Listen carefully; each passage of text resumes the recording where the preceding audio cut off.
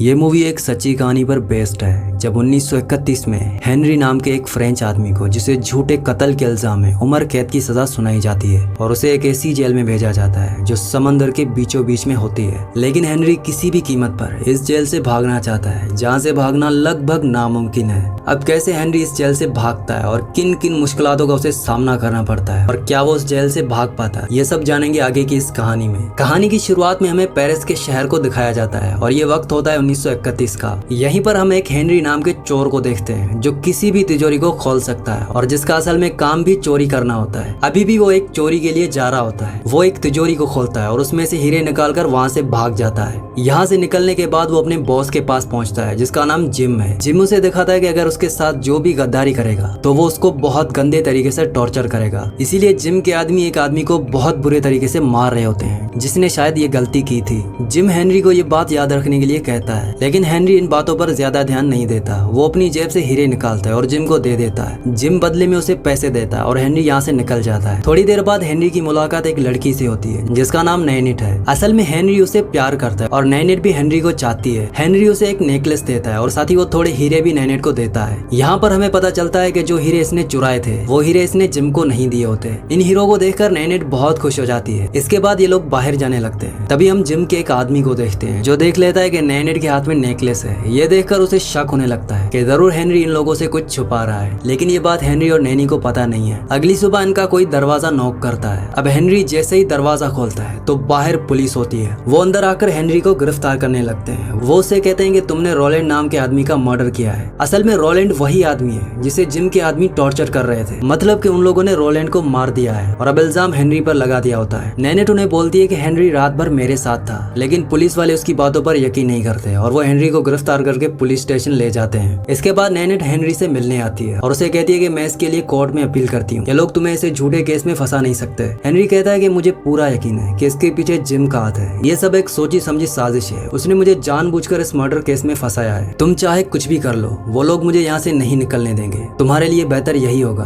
कि तुम सारी चीजों को भूल जाओ और मुझे भी। लेकिन नैनिट उसे कहती है कि मैं तुम्हें नहीं भूल सकती और ये कहकर वो यहाँ से चली जाती है। तब हेनरी कहता है कि चाहे कुछ भी हो जाए मैं इस जेल से भाग जाऊंगा। इसकी बात को पास वाले सेल में एक कैदी सुन लेता है जिसका नाम होता है जूलियट। वो हेनरी को कहता है कि तुम कभी भी यहाँ से भाग नहीं पाओगे और अगर तुम जेल से भाग भी गए तो वहाँ से बाहर जाने के लिए तुम्हें पैसों की जरूरत पड़ेगी। कल हमें एक आइलैंड पर शिफ्ट कर दिया जाएगा जहाँ से भागना मुश्किल ही नहीं बल्कि नामुमकिन है। अगले दिन सारे कैदियों को एक जहाज में लाया जाता है जो उन्हें उसी आइलैंड पर लेकर जा रहा होता है जहाँ पर जेल है और वो समंदर के बीचों बीच है। ये सारे लोग यहाँ से जा रहे होते हैं। तभी जूलियट हेनरी को एक आदमी दिखाता है जिसका नाम होता है लुइस डेगा। दरअसल लुइस डेगा एक करोड़पति आदमी होता है और सबको लगता है कि उसने बहुत सारे पैसे अपने पेट में छुपा कर रखे हैं। जूलियट कहता है कि अगर तुम्हें यहाँ से भागना है तो उसके लिए तुम्हें पैसे सिर्फ डेगा दे सकता है और ये बात हेनरी अपने माइंड में सेव कर लेता है। अब जब ये लोग जा रहे होते हैं तो इसी बीच हेनरी डेगा से बात करने की कोशिश करता है और उसे कहता है कि शायद तुम्हें पता नहीं है कि ये जेल कितना खतरनाक है। ये जेल चोरों से भरा पड़ा है। तुम ज्यादा दिन तक यहाँ पर सरवाइव नहीं कर पाओगे, इसलिए मैं चाहता हूँ कि तुम मेरे साथ आओ। मुझे थोड़े पैसे चाहिए यहाँ से भागने के लिए। बदले में मैं तुम्हें सिक्योरिटी दे सकता हूँ। तुम्हें कोई भी टच नहीं कर सकता जब तक मैं यहाँ हूँ। लेकिन डेगा को इन बातों पर यकीन नहीं होता और वो कहता है कि मैं अपना ख्याल खुद रख सकता हूँ। अब इसके बाद रात में जैसे ही डेगा की आंख लगने वाली होती है वो देखता है कि उसके पास एक आदमी आता है और डेगा के पास में जो एक आदमी सोया होता है वो उसे मार देता है और उसके पेट को फाड़कर अंदर से उसके पैसे निकाल लेता है। तब डेगा को एहसास होता है कि अगली बारी उसकी है। अगर कोई उसकी प्रोटेक्शन में नहीं आया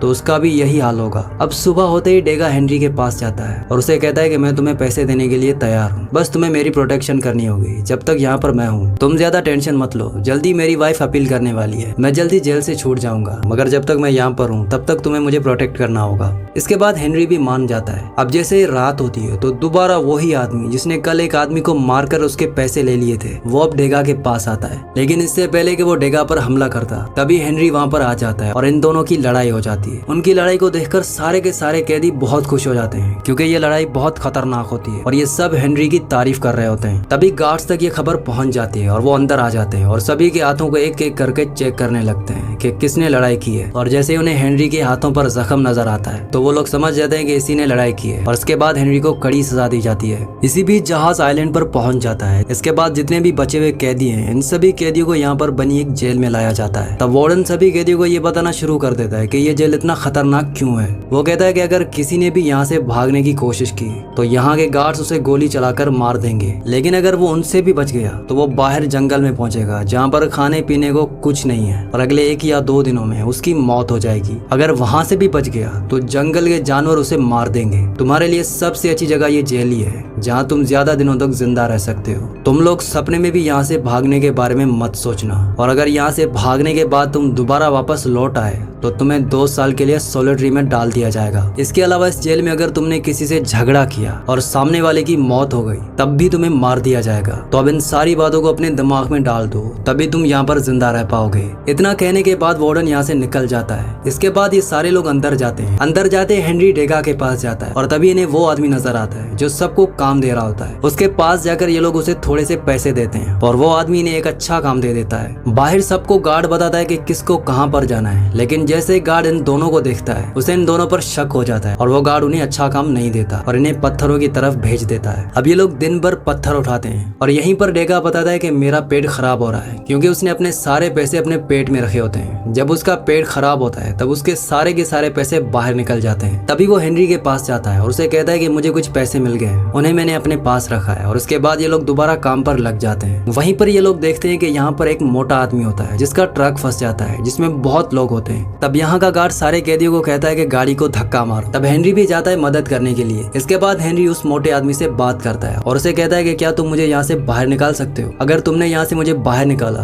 तो मैं तुम्हें $2000 दूंगा। ये बात सुनने के बाद वो आदमी हंसने लगता है और गार्ड्स को बुलाने लगता है। तभी हेनरी इसे बोलता है कि मैं तुम्हें $4000 दूंगा। इस बात को सुनने के बाद ये आदमी चुप हो जाता है और कहता है कि मैं बस अगले 3 दिनों के लिए यहाँ पर हूँ। मेरा जहाज दूसरी तरफ है। अगर 3 दिन के अंदर तुम आ गए तो तुम जहाँ कहोगे मैं तुम्हें वहाँ ले जाऊंगा, लेकिन मुझे $4000 नहीं बल्कि $5000 चाहिए। और हाँ, अपनी बातों से मत मुकरना वरना मैं तुम्हें कहीं नहीं ले जाऊंगा। अब जब गार्ड्स आते हैं तो ये आदमी बात बदल देता है और सब लोग काम की तरफ जाने लगते हैं। लेकिन अब चारों तरफ ये बात फैल चुकी है कि डेगा के पास बहुत सारे पैसे हैं और ये सभी लोग डेगा से पैसे छीनना चाहते हैं। जब ये दोनों नहा रहे होते हैं तभी एक आदमी आकर डेगा पर हमला कर देता है, लेकिन हेनरी के रहते हुए डेगा को कोई कुछ नहीं कर सकता। वो सबसे लड़ना शुरू कर देता है। बहुत देर तक उनके बीच में लड़ाई चलती है। तभी डेगा देखता है कि यहाँ पर गार्ड्स आ रहे हैं। वो सबको कहता है कि रुक जाओ, अगर गार्ड्स ने इन्हें देख लिया तो इनकी बहुत बुरी पिटाई होगी। इसके बाद जब रात होती है तब डेगा को एहसास होता है कि वो जेल से इतनी आसानी से नहीं निकल पाएगा। उसका केस लंबा चलने वाला है। अगर उसकी वाइफ उसका केस लड़ती भी है तो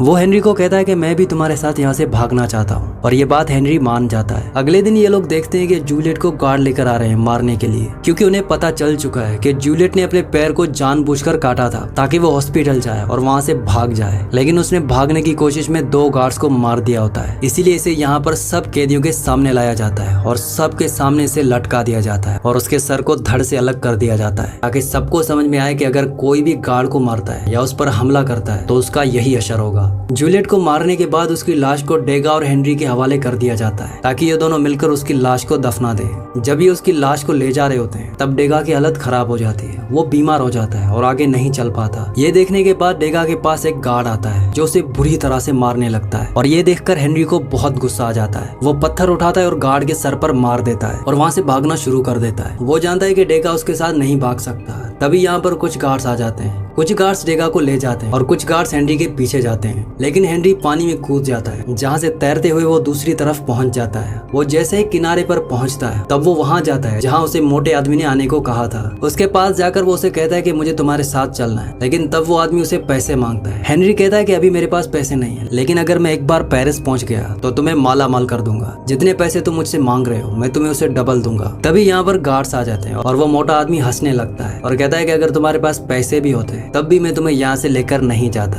क्योंकि यहाँ का वार्डन मुझे पैसे देता है तुम लोगों से ज्यादा, ताकि मैं तुम्हारे जैसों को पकड़ूं। इसके बाद गार्ड हेनरी को वापस जेल में लेकर आते हैं और वहाँ पर वार्डन आता है। वो कहता है कि तुम्हारी किस्मत बहुत अच्छी है, जिस गार्ड पर तुमने हमला किया था वो जिंदा बच गया है, वरना सबके सामने तुम्हारे सर को भी धड़ से अलग किया जाता। लेकिन तुमने यहाँ से भागने की कोशिश की है, इसीलिए तुम अगले 2 साल तक सॉलिटरी में रहने वाले हो। इसके बाद अगले 2 सालों के लिए हेनरी को सॉलिटरी में बंद कर दिया जाता है। इस जगह पर धीरे धीरे हेनरी की हालत खराब होने लगती है। उसके दिमाग की हालत भी खराब हो रही है। उसे समझ नहीं आ रहा होता कि वो क्या करे। वो अपने आप को बिजी रखने की कोशिश करता है, वो एक्सरसाइज करता है और ज्यादा कुछ नहीं सोचता। लेकिन ये जगह इतनी गंदी होती है कि हर थोड़ी देर में लोग मर रहे होते हैं। उसके आसपास कई कैदी मर जाते हैं। अब हेनरी की तबीयत भी खराब होना शुरू हो जाती है क्योंकि खाने के नाम पर उसे सिर्फ गंदा पानी दिया जाता है। हेनरी धीरे धीरे मौत के मुंह में जाने लगता है। तभी एक दिन उसे खाना मिलता है। तब वो देखता है कि खाने के अंदर एक नारियल है जिसमें एक चिट्ठी भी है। चिट्ठी पढ़कर हेनरी को समझ में आ जाता है कि ये नारियल उसके लिए डेगा ने भेजा है। मतलब कि डेगा ने गार्ड को पैसे दिए होते हैं ताकि वो उसे हर रोज एक आधा नारियल दें। इसके बाद हेनरी नारियल खाने लगता है। उसे एक नई उम्मीद नजर आने लगी है। लेकिन ये सिलसिला ज्यादा दिनों तक नहीं चलता।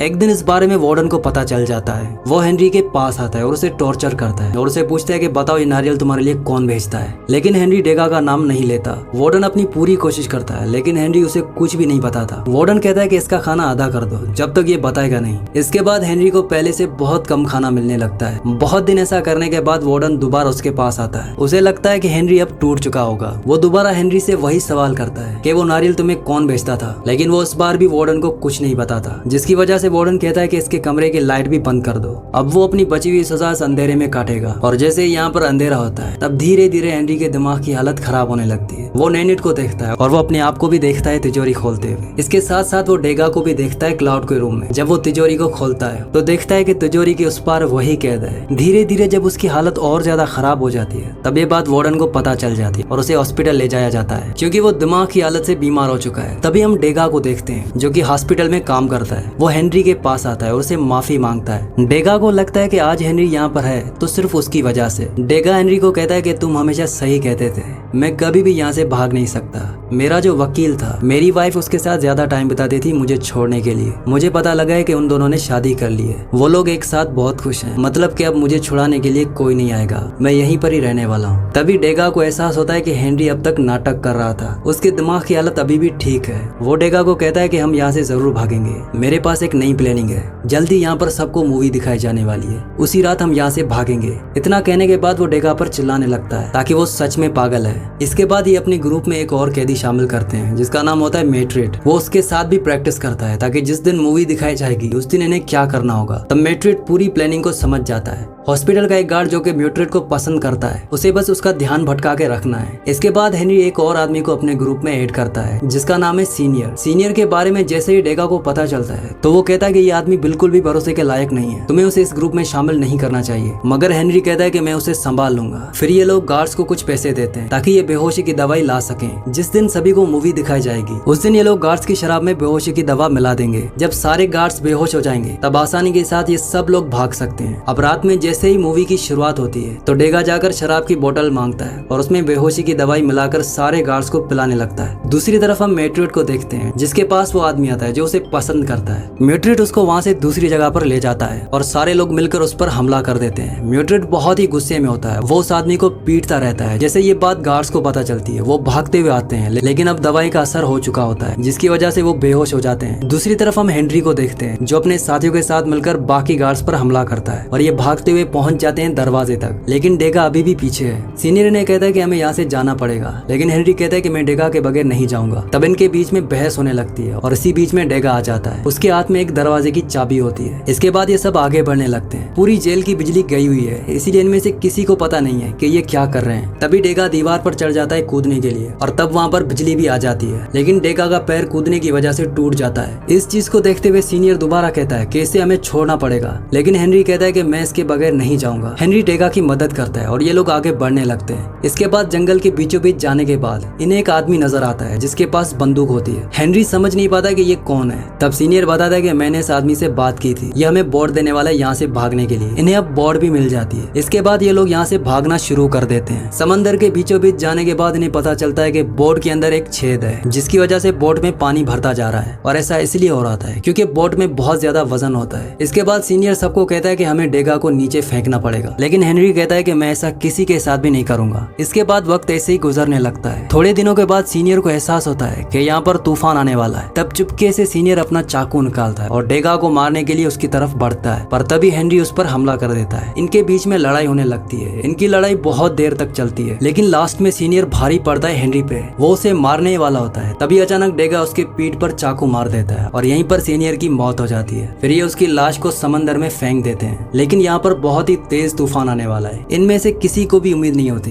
कि हम बच पाएंगे, लेकिन ये गॉड पर छोड़ देते हैं। अगली सुबह हेनरी की आंख खुलती है और वो अपने आप को एक टापू पर पाता है। वो जिंदा है। डेगा कहता है कि यहाँ के लोगों ने हमारी जान बचाई है, अब हम लोग आजाद हैं। तभी यहाँ पर एक नन आती है। नन से जब ये लोग बात करते हैं तभी इन्हें एहसास होता है कि नन को पता है कि ये लोग जेल से भाग कर आए हैं। तब हेनरी कहता है कि मुझे यहाँ से जाना है। उसकी बातों को सुनने के बाद डेगा और मैट्रिड कहते हैं कि हम भाग भाग कर थक चुके हैं, अब हम यहाँ से भाग कर नहीं जा रहे हैं, अपनी बची हुई जिंदगी यहीं पर गुजारेंगे। लेकिन हेनरी यहाँ पर नहीं रुकना चाहता। जैसे ही वो बाहर निकलता है तो उसे एक पुलिस की गाड़ी नजर आती है। वो समझ जाता है कि नन ने इनको इतला कर दी है। फिर वो भागता हुआ आता है डेगा और म्यूटेड को बताने, ताकि ये लोग भाग सकें। लेकिन डेगा के पैर में चोट लगी हुई होती है, वो तेज नहीं भाग सकता। इसके बाद पुलिस वाले म्यूटेड को गोली मार देते हैं और इन दोनों को पकड़कर दोबारा जेल ले जाया जाता है। हेनरी ने दोबारा भागने की कोशिश की है, इसीलिए उसे इस बार 5 साल के लिए सोलिटरी में डाला जाता है। 5 साल सोलिटरी में रहने के बाद अब धीरे धीरे उसके दिमाग की हालत खराब हो जाती है। ये देखने के बाद सभी लोग हैरान हैं कि ये आदमी अभी तक जिंदा कैसे है। जब वार्डन इस चीज को देखता है तो उसे यहाँ से भी खतरनाक जेल में भेजता है, जिसे डेविल्स आइलैंड कहा जाता है, जहाँ पर ज्यादातर लोग वो हैं जो अपनी याददाश्त खो बैठे हैं, जिनके लिए जीने का अब कोई मकसद नहीं रह गया है। जैसे हेनरी डेविल्स आइलैंड पर पहुंचता है तो उसकी मुलाकात होती है डेगा से। डेगा भी अब जीने की उम्मीद छोड़ चुका है। ये दोनों यहाँ पर रहना शुरू कर देते हैं। लेकिन एक दिन डेगा के पास हेनरी आता है और कहता है कि मैं इतनी आसानी से हार नहीं मानूंगा और ना ही तुम।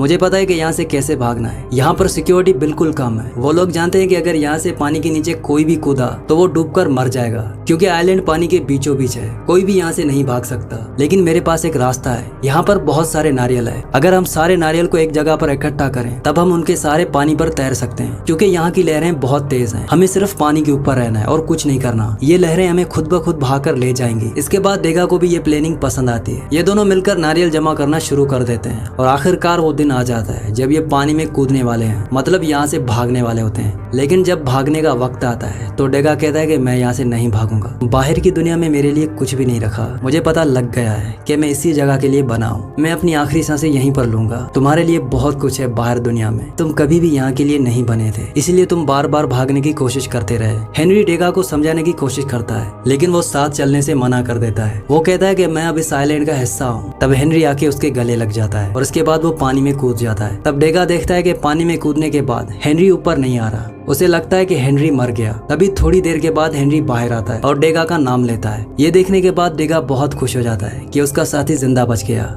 हेनरी नारियल की बोट पर लेट जाता है और लहरें उसे बहाकर ले जाती हैं। फिर वक्त ऐसे ही बीतने लगता है। इसके बाद वक्त आता है 1969। तब हम हेनरी को एक प्लेन में देखते हैं जो पेरिस जा रहा है। हेनरी अब बूढ़ा हो चुका होता है। पेरिस जाने के बाद वो एक पब्लिशर से मिलता है। उसने अपनी पूरी कहानी को किताब में लिखा होता है। वो चाहता है कि उसकी कहानी पूरी दुनिया तक पहुंचे। तब पब्लिशर इस कहानी को सुनकर बहुत ही इम्प्रेस हो जाता है। हेनरी बताता है कि मेरी वाइफ ने मुझसे कहा था कि तुम्हारी कहानी पूरी दुनिया तक पहुंचनी चाहिए। इसी के साथ इस मूवी का एंड हो जाता है। अगली कहानी आप किस मूवी पर सुनना चाहते हैं मुझे नीचे कमेंट्स में जरूर बताना। अगर ये वीडियो आपको पसंद आई तो इस वीडियो को लाइक कर देना और अगर आप मजीद ऐसी वीडियो देखना चाहते हो तो हमारे चैनल को सब्सक्राइब कर देना।